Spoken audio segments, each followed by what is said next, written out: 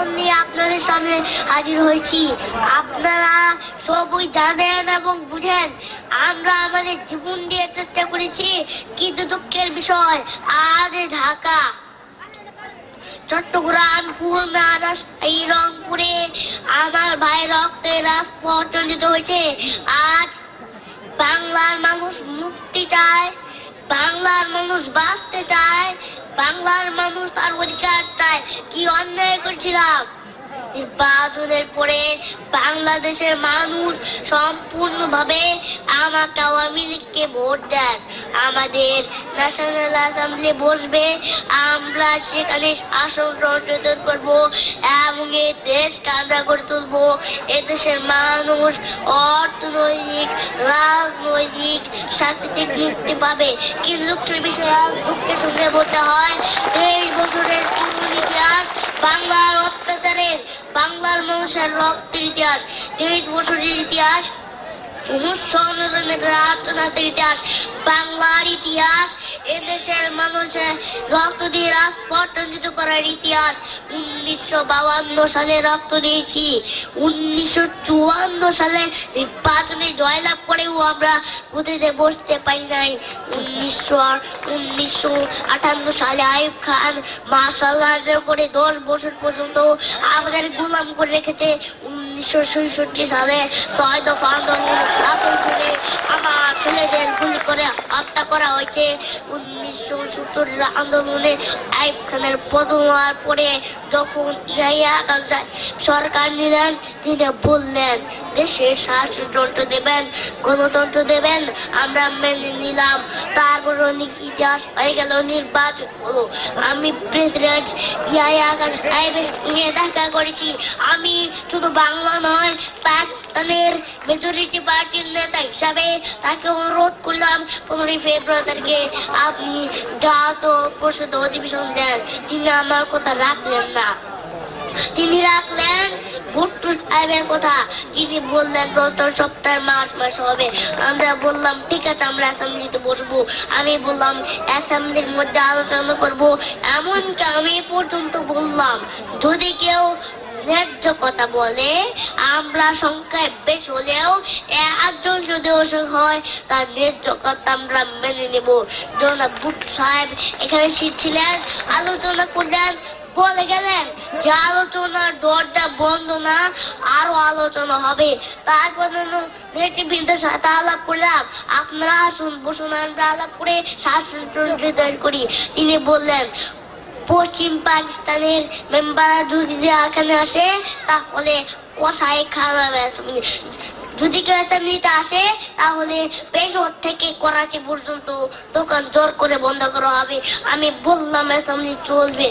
তারপরে অ্যাসেম্বলি বন্ধ করে দেওয়া হলো। এই নিয়ে প্রেসিডেন্ট হিসেবে অ্যাসেম্বলি ডেকেছিলেন। আমি বললাম যে আমি যাবো। ভুট্টো সাহেব বললেন তিনি যাবেন না। 35 জন সদস্য পশ্চিম পাকিস্তানের থেকে না আসলেন। তারপর হঠাৎ বন্ধ করে দেওয়া হলো, দৌড় দেওয়া হলো বাংলার মানুষকে, দৌড় দেওয়া হলো আমাকে, বন্ধ করে দেওয়ার পরে দেশের মানুষ প্রতিবাদ মুখর উঠলো। আমি বললাম শান্তিপূর্ণ ভাবে আপনারা হরতাল পালন করেন। আমি বললাম আপনারা কারখানা সবকিছু বন্ধ করে দেন। জনগণ সারা দিল, আপন ইচ্ছায় জনগণ রাস্তায় বেরিয়ে পড়লো। তারা শান্তিপূর্ণ ভাবে সংগ্রাম চালিয়ে যাওয়ার জন্য স্থির প্রতীক্ষাবদ্ধ হলো। কি পেলাম আমরা? যে আমার পয়সা দিয়ে অস্ত্র কিনেছি ওই ছোট্ট আক্রমণ থেকে দেশকে রক্ষা করার জন্য, আর সেই অস্ত্রের বাবা উঠে আমার দেশের গরিব দুঃখী নিরস্ত্র মানুষের বিরুদ্ধে তার বুকের পরে হচ্ছে গুলি। আমরা পাকিস্তানের সংখ্যাগুরু, আমরা যখন এই বাঙালির ক্ষমতায় যাওয়ার চেষ্টা করছি তখন তারা আমাদের ছাপিয়ে পড়ছেন।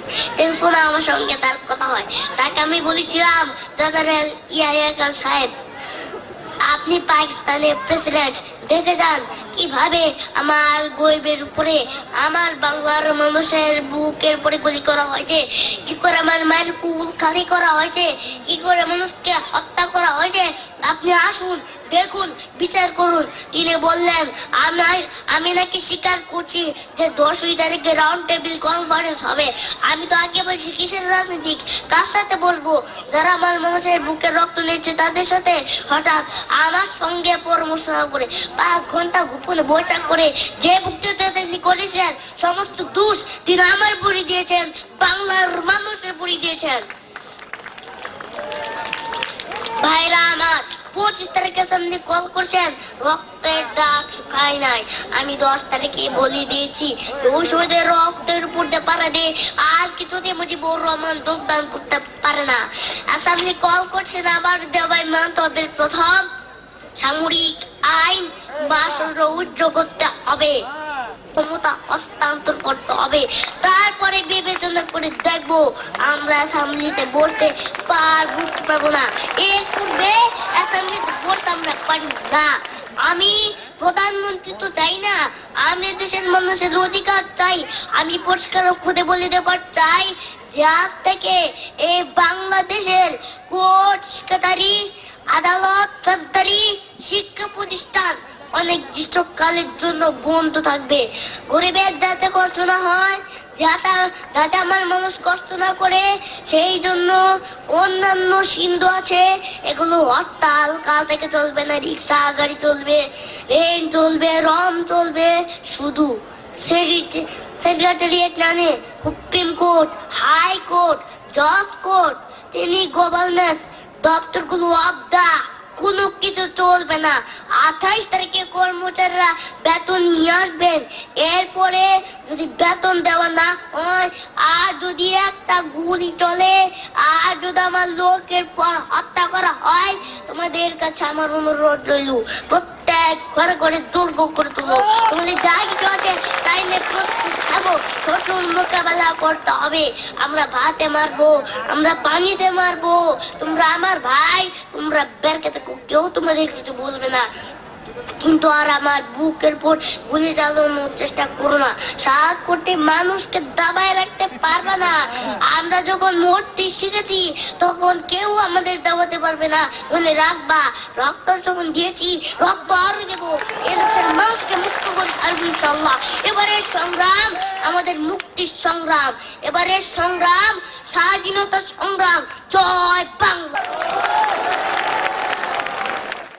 সোনার বাংলা, আমি তোমায় ভালোবাসি।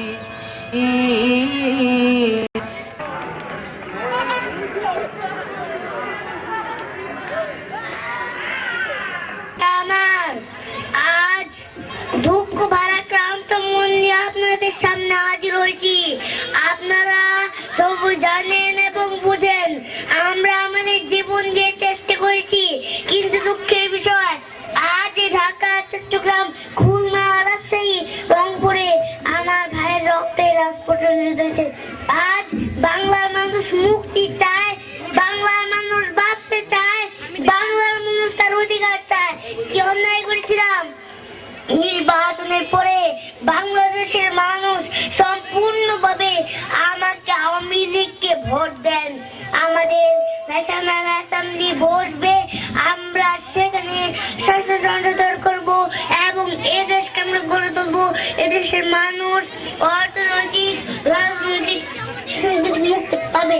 কিন্তু দুঃখের বিষয়, দুঃখের সঙ্গে বলতে হয় 23 বছরের পুরনো ইতিহাস বাংলার অত্যাচারের, বাংলার মানুষের রক্তের ইতিহাস, 23 বছর ইতিহাস, আত্মনাদের ইতিহাস, বাংলার ইতিহাস, এদেশের মানুষের রক্ত দিয়ে রাজপথ করার ইতিহাস। 1952 সালে রক্ত দিয়েছি, 1900 নির্বাচন জয়লাভ করেও আমরা বুঝে বসতে পারি নাই। 1970 আন্দোলনে আইয়ুব খানের পতন হওয়ার পরে যখন জিয়া সরকার নিলেন, তিনি বললেন দেশের শাসনতন্ত্র দেবেন, গণতন্ত্র দেবেন, আমরা মেনে নিলাম। তারপরে অনেক ইতিহাস ছিল, নির্বাচন হলো। আমি প্রেসিডেন্ট ইয়াহিয়া খান সাহেবকে প্রেসিডেন্ট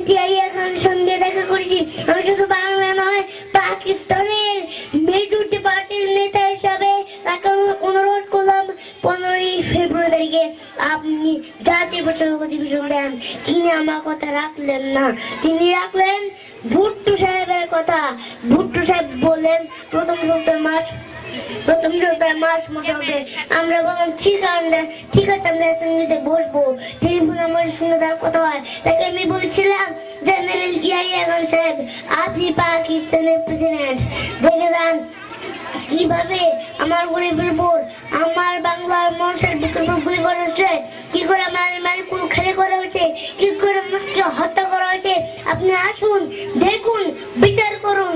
হঠাৎ আমার সঙ্গে পরামর্শ না করে 5 ঘন্টা গুপ্ত বৈঠক করে যে বক্তৃতা তিনি করেছেন, সমস্ত দোষ তিনি আমার উপরে দিয়েছেন, বাংলার মানুষের উপরে দিয়েছেন। ভাইরা আমার, 25 তারিখে আপনি কল করেছেন, রক্তের দাগ শুকাই নাই। আমি 10 তারিখে বলে দিয়েছি শুধু রক্ত পড়ছে, আর কিছুদিন মুজিবুর রহমান যোগদান করতে পারে না। আপনি কল করেছেন, আমার দাবি মানতে হবে। প্রথম, সামরিক আইন রুদ্ধ করতে হবে।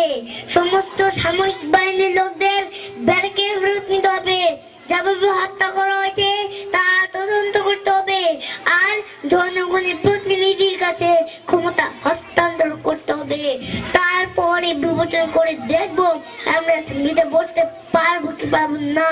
এর পূর্বে অ্যাসেম্বলিতে বসতে আমরা পারি না। আমি প্রধানমন্ত্রী চাই না, আমরা দেশের মানুষের অধিকার চাই। আর যদি একটা গুলি চলে, আর যদি আমার লোককে হত্যা করা হয়, তোমাদের কাছে অনুরোধ রইল, প্রত্যেক ঘরে ঘরে দুর্গ করে তোলো।